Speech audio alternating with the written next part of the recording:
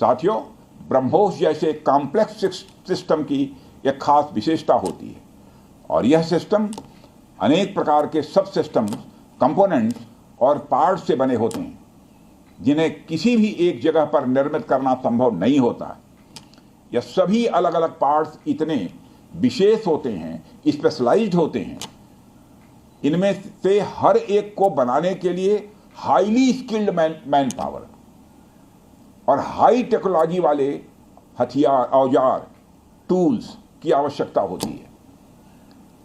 आपको मैं यह बताना चाहूँगा कि हमारी डिफेंस इंडस्ट्री के अंदर देश भर में, चाहे वह डीपीएसयूज हों या प्राइवेट सेक्टर की इंडस्ट्रियल यूनिट्स हो या जहाँ भी स्थापित होती हैं, वहाँ अपने साथ साथ एमएसएमई यानी छोटी औद्योगिक इकाइयों का एक एंसिलरी इंडस्ट्रियल बेस भी निर्मित करती हैं और इन एंसिलरी इंडस्ट्रियल बेस से पूरे इलाके का एक सामाजिक आर्थिक विकास होता है।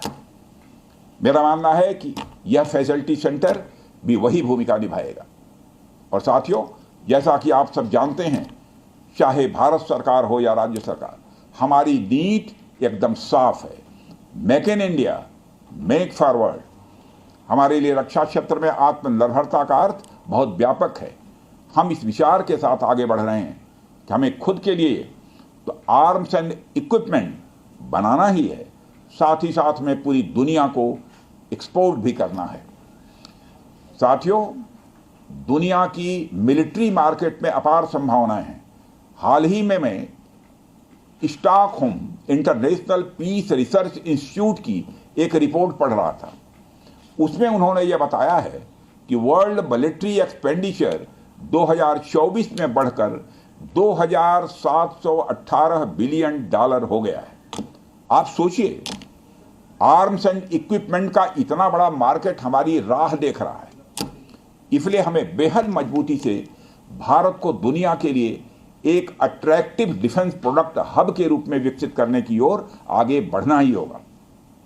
आज का दिन उस विचार की तरफ बढ़ाया गया हमारा एक और ठोस कदम है।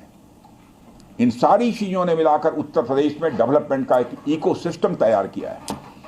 इसी कारण हम उत्तर प्रदेश में डिफेंस कॉरिडोर का भी निर्माण कर पाए। हमने लखनऊ में डिफेंस एक्सपो का भी आयोजन किया।